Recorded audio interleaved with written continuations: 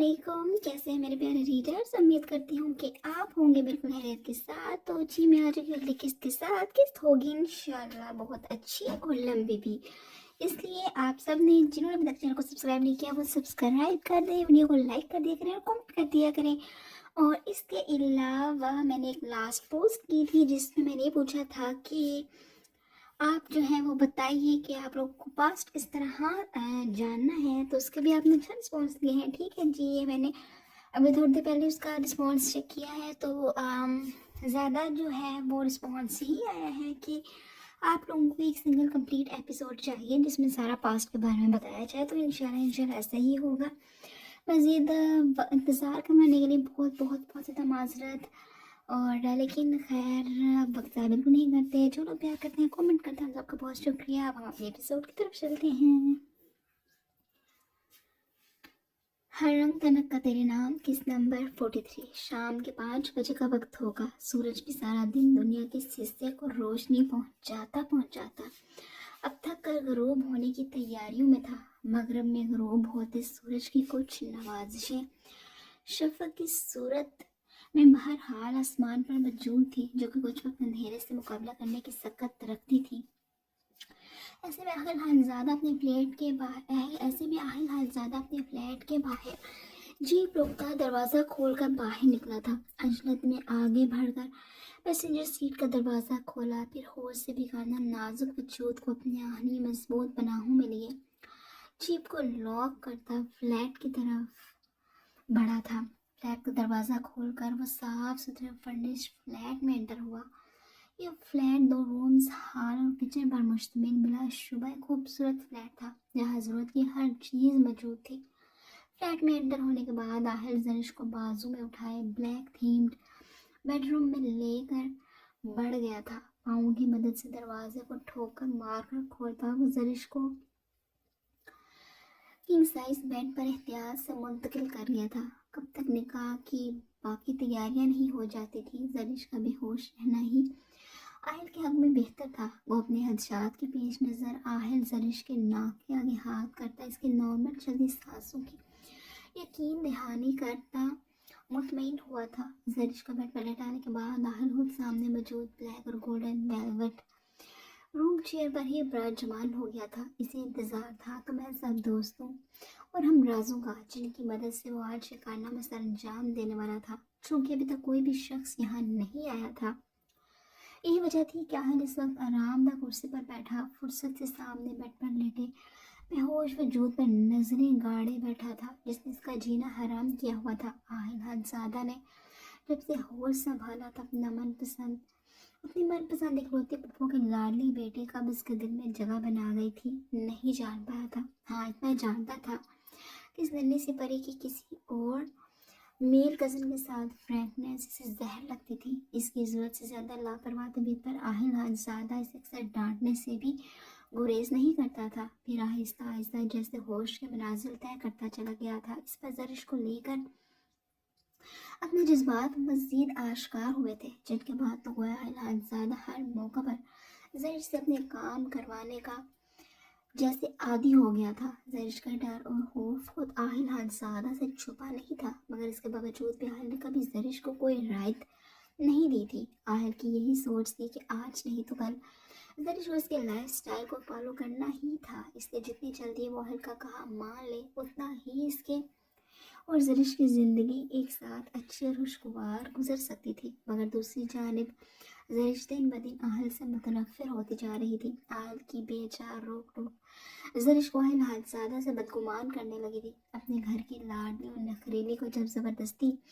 आहिल के नखरे उठाने का कहा जाता तो उसके दिल में आहिल के लिए गुस्सा बढ़ने लगता था। मगर इस सब सूरत हाल के बावजूद भी आहिल हदजादा ने ये कभी नहीं सोचा था कि हालात उसे इस नहज पर ले आएंगे कि उसे अपने ही घर वालों के खिलाफ जाकर इतना बड़ा स्टेप लेना पड़ेगा।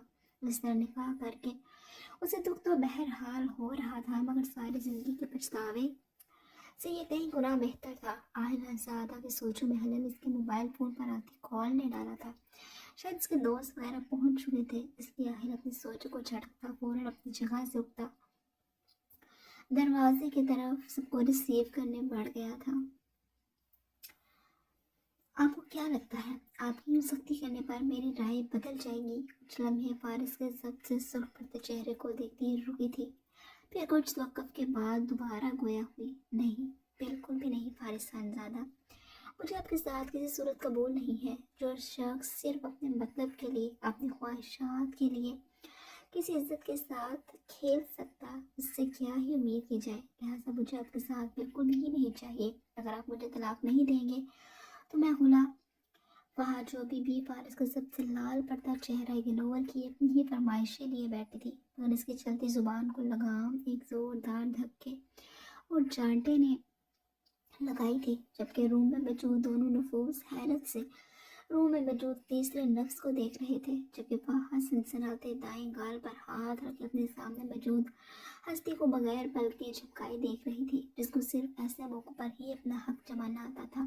اس سے پہلے واجد خانزادہ کا ہاتھ ایک دفعہ پھر افتاب کے بعد فارس آگے بڑھتا ان کے ہاتھ کو تھامتا ان کے اس قدم کو روک گیا تھا۔ شسنگ کیا ہو گیا ہے؟ فارس کے یوں رکنے پر واجد خانزادہ فہد سے اپنی لال انگارہ نظریں ہٹاتے فارس کے چہرے پر مرکوز کرتے تھے۔ ہٹو فارس، چھوڑو میرا ہاتھ، میں آج اسے اچھے سے بتاتا ہوں کہ ہمارے خاندان کی عورتیں یوں منہ پھاڑ کر طلاق کے مطالبے نہیں کرتی۔ واجد خانزادہ فارس سے اپنا آپ چھڑاتے ایک دفعہ پھر سے وہاں کی طرف بڑھے تھے، جس نے غیر ارادہ طور پر 4 قدم پیچھے لے لیے تھے۔ چچا صاحب پلیز، یہ ہمارا آپسی معاملہ ہے، آپ پلیز اس سے دور رہیں۔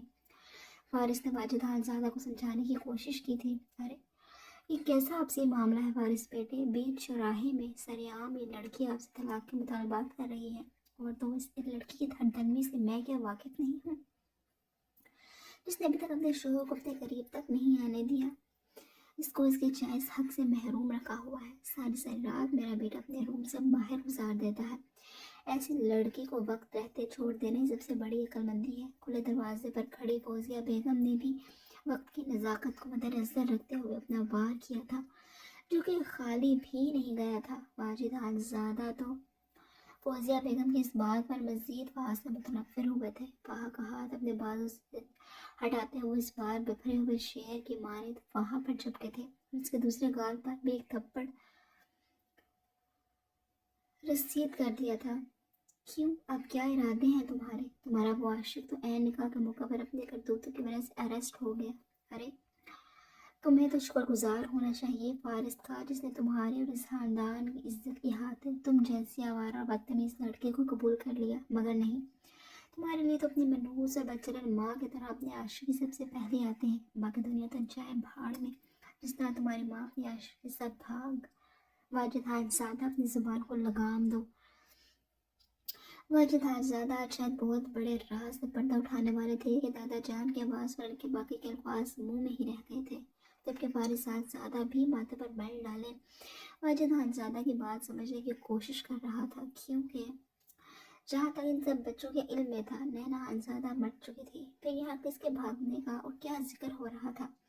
وہاں پہ اپنے باپ کی بات پر حیران پریشان قریب دادا جان کو دیکھنے لگی تھی، جو وہاں کے دیکھنے پر اسے نظریں چرا گئے تھے۔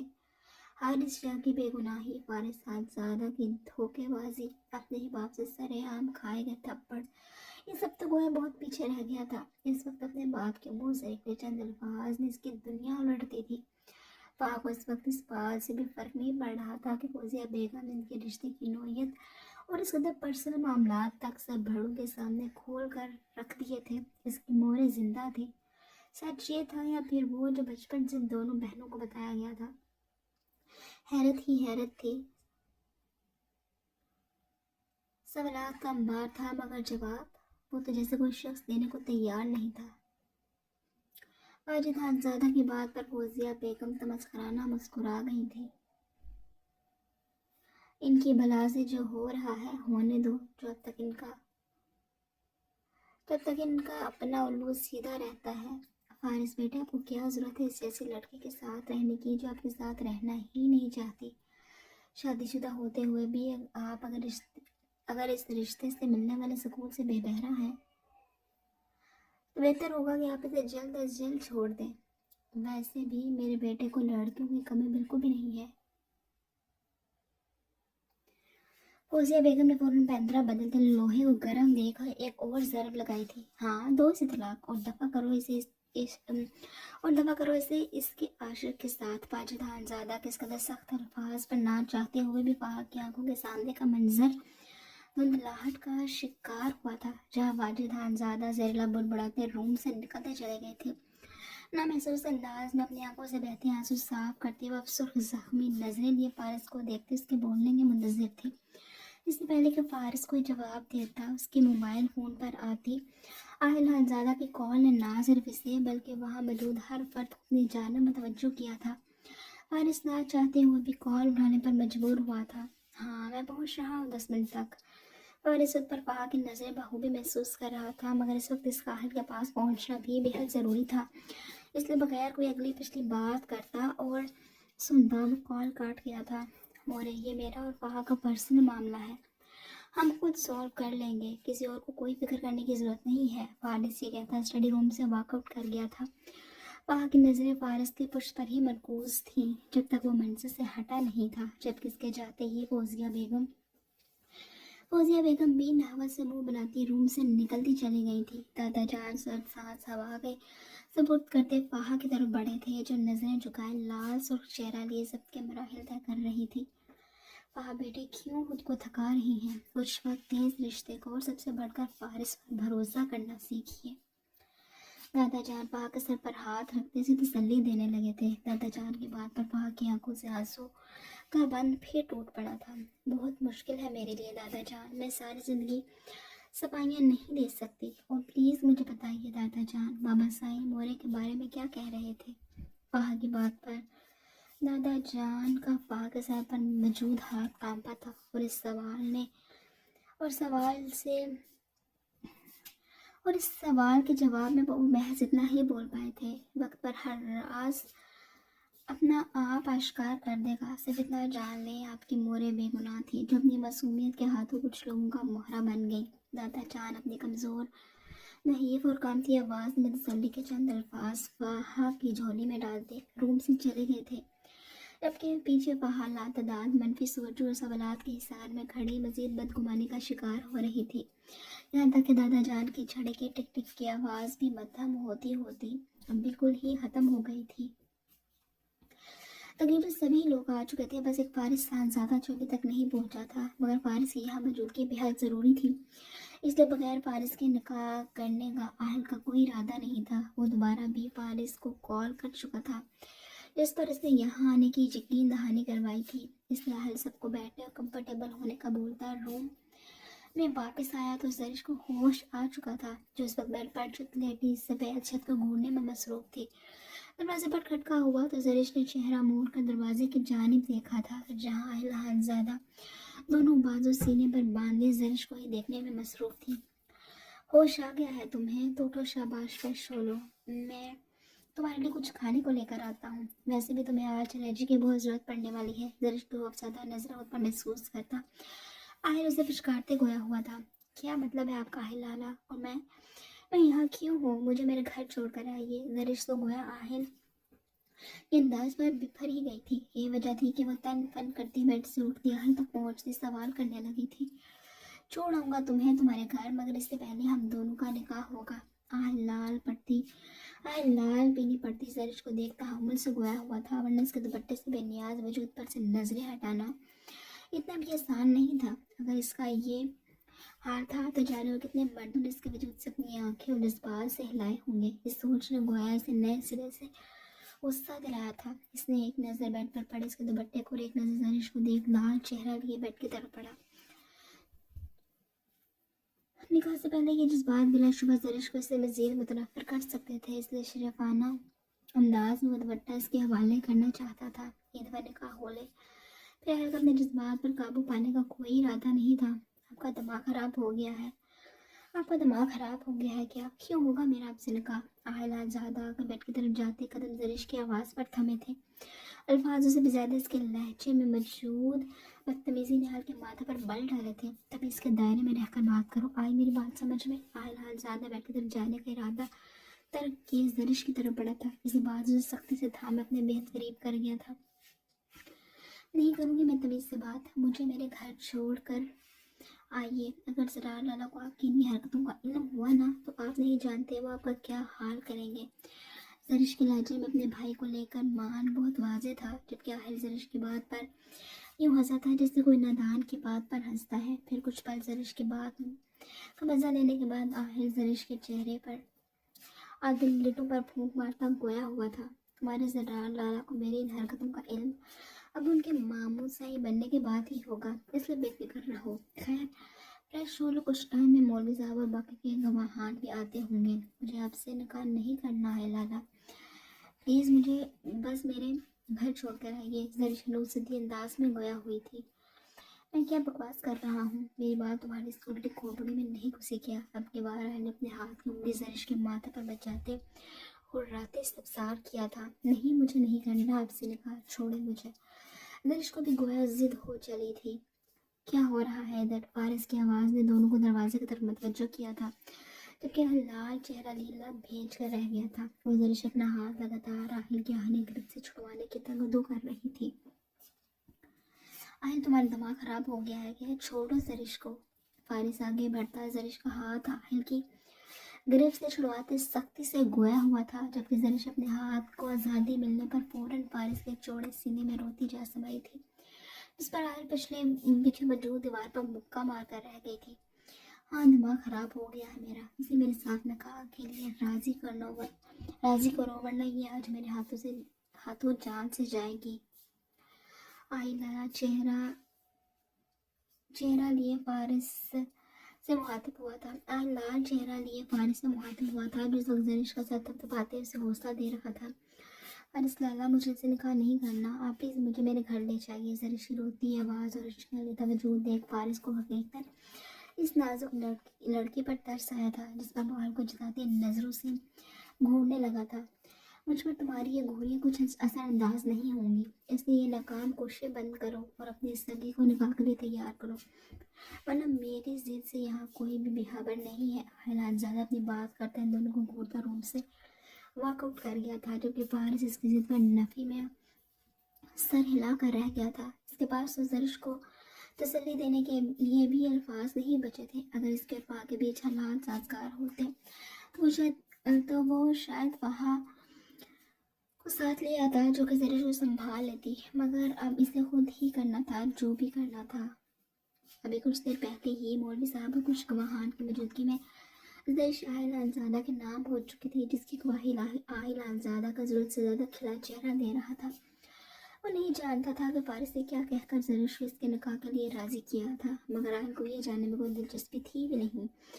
हाँ, मगर वो अपने दोस्त का ज़रूर शुक्रगुजार था, जिसने उसकी ज़िंदगी कितनी बड़ी खुशी से नवाज दिया था। अपनी बदतीसी से अंदर करो, शराफत से ज़रिश को घर छोड़ कर आओ। वो अच्छी खासी घबराहट का शिकार है। फारिस ज़्यादा की तरफ दाम निकाल कर बढ़ते हाल को घूरते कहा था। ठीक है मेरे यार, सर सब्र तो कर, पहले मुझे ज़रा इस बात को कंफर्म तो करने दे कि मैं उसके वजूद उसकी ज़ात पर मुकम्मल हक रखता हूँ। आहिल लाड से फारिस के गले लगते गोया हुआ, फिर आखिरी बात पर फारिस से जुदा होते दाई आँख का कोना दबा गया था। मैं तुम्हारा मुंह तोड़ दूंगा अगर तुमने उसके साथ कोई घटिया हरकत की तो। वो पहले ही तुमसे बहुत बदगुमान है, इस तरह की हरकतें करके मजीद उसे खुद से मुतनफ़िर मत कर। फारिस ने गोया आहिल को बॉन्ड किया था, जिसके दांत तो गोया अंदर जाने का नाम नहीं ले रहे थे। मेरी जान में फारिस ज़्यादा जुदा साबिर और बेबा बच्चा बिल्कुल भी नहीं हूँ, इसलिए बेहतर हुआ कि ये मोहतरमा जिससे मुझे कुछ झेलने की आदि हो जाए। है, मेरा तो जैसे ठंडे बंदे के साथ गुजारी करने का कोई मूड नहीं है, इसलिए मैं तो चला अपनी नई मिली दुल्हन के पास, तुम ये बाकी सबको रुखसत करो। आहिल फारिस की शराफत पर तंज करता बाकी की जिम्मेदारी फारिस को सौंपता, ये जा वो जा, जबकि फारिस इसकी बात पर नफी में सर हिलाता, बाह को अपने जहन से झटकता मेहमानों की तरफ बढ़ गया था। जानता था कि घर जाकर अब इसे अपने महाज पर भी लड़ना था। दरिश बेड के किनारे पर दोनों पाँव नीचे लटकाए बैठी थी, आंसू लगातार खूबसूरत बड़ी बड़ी आंखों से नीचे बह रहे थे। ब्लैक फ्रॉक पजामे में मलबूस बिखरे ब्राउन बालों के साथ वो सब काबिल रहम लग रही थी, जबकि इसका दिमाग तरह तरह के सोचों के माज का बना हुआ था। वो ये नकाब सिर्फ और सिर्फ फारिस के कहने पर राजी हुई थी कि उसने गारंटी की थी कि वो को समझाएगा, मगर इस वक्त उसे ऐसे निकाह कर लेना चाहिए, क्योंकि वो इतना भी बुरा नहीं जितना ज़रिश को इस वक्त लग रहा था। फारिस की दलीलें मानकर वो हल से نکاح کر تو چکی تھی مگر نہیں جانتی تھی کہ اس نے صحیح کیا تھا یا غلط، اپنے جذبات کا، اپنے احساسات کا کیا کرتی، جن کا ہمیشہ آہل نے اپنی من مانیہ کر کے کبھی خیال نہیں کیا تھا۔ وہ کیسے مان لیتی کہ آہل زیادہ اس سے محبت کرتا تھا، جس کے احساسات کی پرواہ تک نہیں کرتا تھا۔ اس کی سوچ کو لگامیں دروازے پر ہوتی دستک نے ڈالی تھی۔ دستک کی آواز پر اپنے گالوں پر بہتے آنسو بے دردی سے صاف کرتے ہوئے دروازے کی طرف بڑھی۔ دروازہ کھلا تو سامنے ہی آہل دروازے کے بیچوں بیچ کھڑا نظر آیا تھا، جس کے مسکراتے لب اور آنکھیں زرش کا ستا رویا ہوا چہرہ دیکھ اسپاٹ اور سنجیدہ ہوا تھا۔ وسیع کسر اس کے دوپٹے سے بے نیاز متناسب خوبصورت سراپے نے پوری کر دی تھی۔ زرش کو بازو سے تھامتے اندر روم میں دھکیلتا ہوا، پھر پیچھے روم کا ڈور لاک کر گیا تھا، جبکہ زرش حیران زدہ کھلی آنکھیں پھاڑے آہل کی کارروائی کو دیکھ رہی تھی۔ دوپٹہ کہاں ہے تمہارا؟ پورے حق سے اپنے اظہار میں لیتا اس کی پشت پر اپنے ہاتھ باندھ گیا تھا، پھر اس کے چہرے کے ساتھ چپکی گیلی لٹیں کان کے پیچھے کرتا سنجیدگی سے استفسار کرنے لگا تھا۔ وہ بیڈ پر پڑا ہوا ہے، معصومیت سے جواب آیا تھا۔ ابھی تھوڑی دیر پہلے والی ضد اور دلیری پھر سے کہیں جا سوئی تھی۔ وہ تو مجھے بھی نظر آ رہا ہے۔ آج کے بعد تمہارے اس وجود سے دوپٹہ نہیں ہٹنا چاہیے، اوکے؟ معصومانہ انداز میں اگر جواب آیا تھا تو حکم بھی اس پر فرمائش کی صورت آیا تھا۔ اس پر وہ نظریں پولیس یونیفارم سے جھانکتی آہل کی سفید گردن پر مرکوز کی اس بات میں سر ہلا گئی تھی۔ پلیز مجھے اب تو گھر چھوڑائیے، التجا آئی تھی، جبکہ پوزیشن روز پہلے والی ہی تھی۔ چھوڑاتا ہوں، اتنی بھی کیا جلدی ہے؟ زرش کی سفید پیشانی پر چپتے لب رکھ کے کہا گیا تھا، جس پر زرش کو اپنے پورے وجود میں کرنٹ سے دوڑتا محسوس ہوا۔ پلیز آہل، سوچ سمجھ کر بولو۔ زرش کی بات پوری ہوتی سے پہلے ہی آہل اس کی آنکھیں دکھاتے اپنے دائیں ہاتھ کی شہادت کی انگلی زرش کے لبوں پر رکھتے اسے ٹوک گیا تھا، جس پر زرش ایک نظر آہل کو دیکھ اپنے پلکوں کے باہر گرا گئی تھی۔ آہل اس کی اس ادا پر خود کو روک نہیں سکا تھا، اس لیے اپنی بال چھپتے نشانہ زرش کی موٹی موٹی خوبصورت آنکھوں کا لیا گیا تھا، جبکہ زرش اس بار آہل حادزادہ کا پورے 10 لمس اپنی آنکھوں پر محسوس کرتے ہوئے سختی سے میچ گئی تھی، جبکہ آہل باری باری ان دونوں نین کٹوروں کو چومتا زرش کے براؤن موٹی دل کی طرف متوجہ ہوا تھا، جبکہ زرش روز بند آنکھوں کے ساتھ کامتی اس کے حصار میں کھڑی تھی۔ آہل کا لمس اپنے دل اور پھر دونوں بھرے بھرے رخساروں کو محسوس کرتی وہ کام کر رہ گئی تھی، جبکہ آہل کا اگلا نشانہ زرش کے کٹاؤدار لب تھے، ان پر جھکتا کہ زرش ہمت کرتے آہل کے ہونٹوں پر اپنا نرم و نازک ہاتھ رکھ گئی تھی، جس پر آہل ہوش مند تھا، ماتھے پر بال ڈالے زرش کو گھور کر رہ گیا تھا۔ یہ کیا تھا؟ اب کی بار آہل کے انداز اور گرفتوں میں سختی محسوس کرتی زرش اپنی آنکھیں میچ کر دوبارہ کھولنے پر مجبور ہوئی تھی۔ وہ آہل، پلیز مجھے گھر۔ آہل آزادہ بغیر زرش کی فرمائش سنے اس کے نازک لبوں پر اپنی سخت گرفت مرکوز کر گیا تھا۔ اس کی ایک ہی گھر کے ڈر سے آہل آزادہ تنگ آ گیا تھا، جبکہ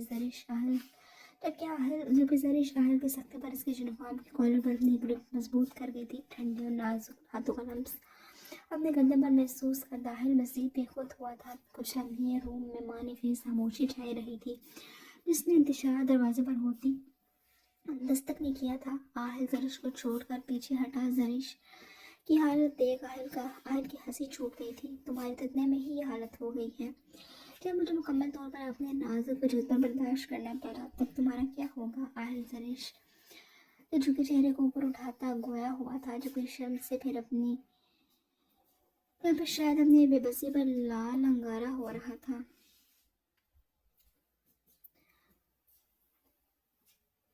کچھ کھایا؟ اس سے پہلے کہ آہل اپنی بات مکمل کرتا دروازے پر دستک نے پھر سے میری طرف اپنی جانب مرکوز کروائی تھی۔ تم ادھر بیٹھو، میں ذرا دروازے پر دیکھ کر آؤں کہ اس سالے کو سکون نہیں ہے۔ آہل زرش کو بیڈ کے کنارے پر بٹھاتا خود بند دروازے کی طرف تن کرتا بڑھ گیا تھا۔ دروازہ کھلا تو سامنے ہی وارث کے بری کاٹیج کا ملازم وارث کا بیان لیے کھڑا تھا۔ وہ بڑے صاحب نے بی بی جی کو باہر بھیجنے کا پیغام بھجوایا ہے۔ ایک تو یہ سالہ، آہل ذرا وارث کو گوالیوں سے نوازا دروازے پر روک کے کہتا۔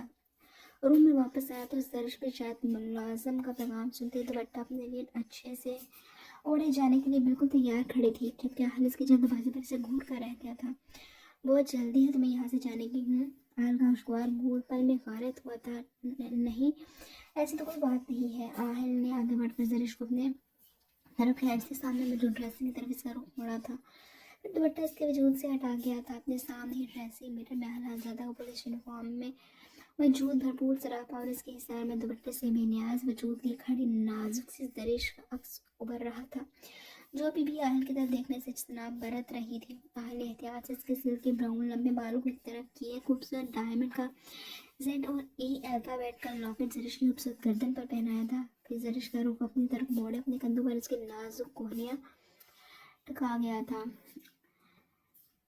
लुक एट मी, जरिश का लाल पड़ता चेहरा देख आहल ने पुरसरूर लहजे में सरगोशी की थी, जबकि जरिश उसे एक नज़र देख अपनी पलके पर सिर झुकाने पर मजबूर हुई थी।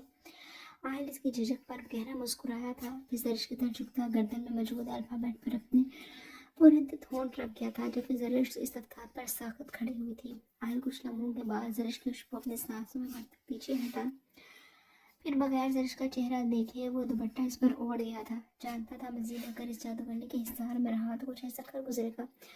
इस पर इसकी बेगम की जान आज शीला को प्यारी हो जानी थी।